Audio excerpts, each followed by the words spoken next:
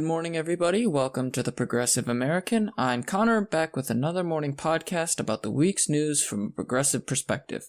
Welcome back to the show for consistent viewers, and welcome to the first-time viewers. I always appreciate new listeners, and I hope you enjoyed the show. It is Saturday, June 5th, 2021, and today we have a lot to cover. Today we will be discussing Biden's speech at Tulsa, the Israeli attempt to oust Netanyahu, the investigation into Postmaster General DeJoy, and news reports that show Trump seized multiple reporters' records. With that out of the way, let's get into it. On Tuesday, June 1st, President Biden visited the Greenwood neighborhood of Tulsa, giving an emotional and passionate speech to mark the 100th anniversary of the infamous massacre of 300-plus African Americans. The massacre, which began in late May of 1921 and ended on June 1st of the same year, is one of the worst acts of racial violence in modern American history. During the speech, Biden made several promises to protect African Americans and their rights, specifically announcing that Vice President Harris will be working to protect voting rights from the increasing voter suppression that has come out of several states. He also promised to provide federal funds to support minority businesses and to support efforts to reduce racial inequality in the economy. Describing the importance of remembrance, Biden said, "We do ourselves no favors by pretending none of this ever happened, or it doesn't impact us today, because it does still impact us today. We can't just choose to learn what we want to know. The only way to build a common ground is to truly repair and to rebuild. I come here to help fill the silence, because in silence, wounds deepen. And only, as painful as it is, only in remembrance do wounds heal." The speech was widely praised as emotional and passionate, but also came with some criticism from the left and the right, albeit for different reasons. NAACP President Derek Johnson criticized Biden over student loan forgiveness, which adversely harms African Americans, as it is not included in Biden's recent plans, nor are reparations on the plate for a Biden plan for Tulsa. However, right-wing commentator Tucker Carlson has taken it in a completely different direction. In an episode of his show, he falsely claimed that Biden said that white Republicans were as great a threat as ISIS, which you can hear in this clip. Yeah, you're not surprised. It's always the same people, isn't it? Those white Republican men. The very ones that just today Joe Biden warned us are more dangerous than ISIS. These are the people who've been beating up elderly Asian women in our cities. You've seen that plague unfold. These are the ones who don't believe in science, who have no decency. They're the problem.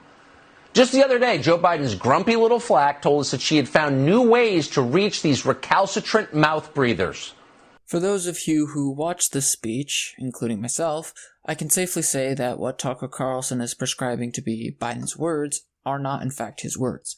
Biden's specific comments about Islamic terrorism and the right are specifically related to white supremacists, so it's a bit odd that Tucker Carlson seems to associate that with Republicans. This is part of the problem with the way in which politics overtakes historical analysis and public policy. If one side of the aisle makes a good point on race or history, then it stands to reason that the opposition must stand to misrepresent it or disregard it. Of course, there's also personal reasons for Carlson's opposition to anti-racist advocacy.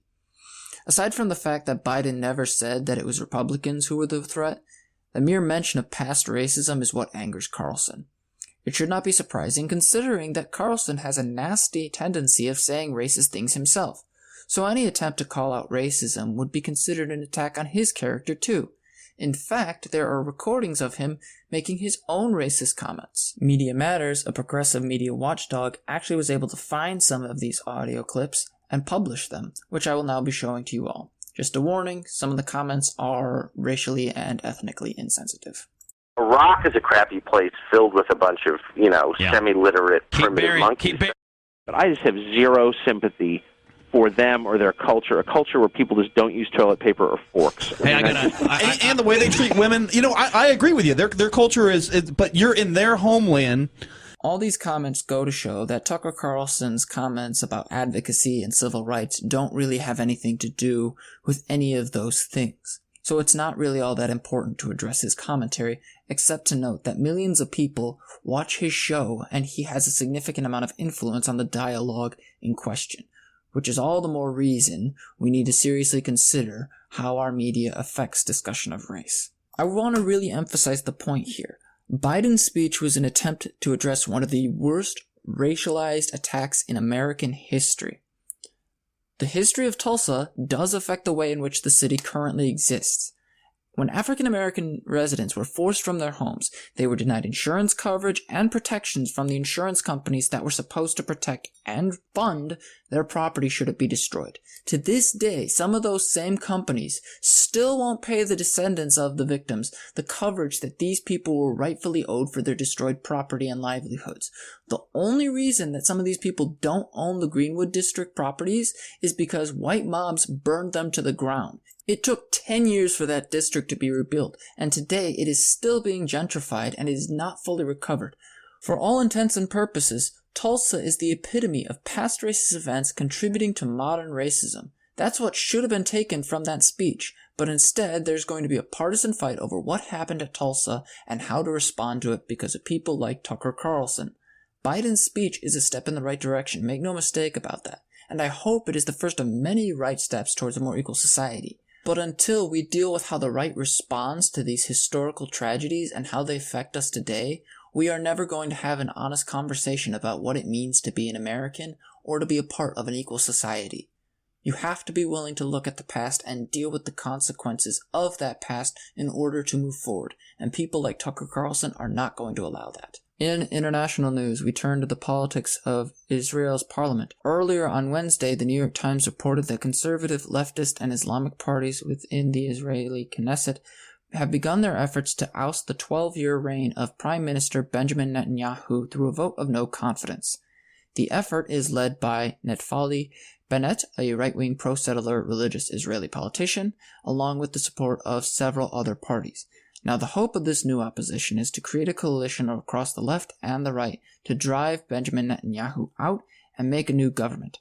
However, the speaker in the Knesset, a pro-Netanyahu politician, has said that he will not call a vote. He can delay this until June 14th, which pro-Netanyahu forces hope to use to press for conservatives to abandon this new coalition.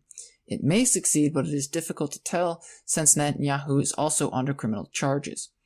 Overall, it appears that Netanyahu may very well be on his way out, but that is dependent upon conservatives being willing to hold true to the cause and end the corruption of their prime minister. Also, the issue of keeping a far-right leader from making more aggressive foreign policies as prime minister is going to be of great importance, but what happens next is anyone's guess. Personally, I would like to see Netanyahu removed. His continued aggression in the issue of Palestine and the Gaza Strip and numerous other foreign policies have left the peace process in Israel shattered. The world would be better off without a Prime Minister Benjamin Netanyahu, and peace could be much more sustainably maintained without him in power. However, that is a big if, and there's no guarantee that Netanyahu will be removed from power, but one can only hope. In another story of corruption, we now turn to Postmaster General Louis DeJoy, who is now being accused of violating campaign finance law. Politico reported on Thursday that the Department of Justice is investigating allegations that DeJoy required his employees pay money to conservative candidates before paying them back later in bonuses in order to get around campaign finance law. According to the Washington Post report from September of 2020, DeJoy would provide bonuses to those who listened to him to give donations to candidates. Between 2000 and 2014, 124 individuals who worked for the company together gave more than $1 million to federal and state GOP candidates, per the Washington Post. This suggests that Louis DeJoy's influence over the issue was extensive. The reason I want to bring it up is to show how incredibly corrupt the system was in dealing with DeJoy. Prior to his presence in the position of Postmaster General, he made numerous donations to political candidates within the GOP and had many business connections with no government experience whatsoever. And yet, he gained this position under Trump, and nothing was done despite his straw donor schemes.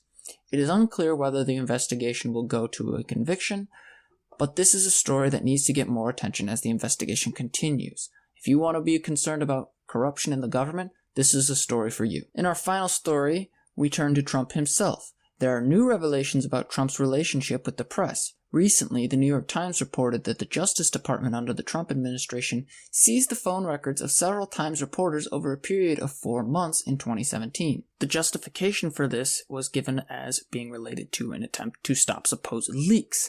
However, Conveniently for the Trump administration, several other reporters involved in stories that put said administration on the spot were the ones being targeted by these supposed leak hunts. This included 3 Washington Post reporters who were involved in covering the Russia investigation.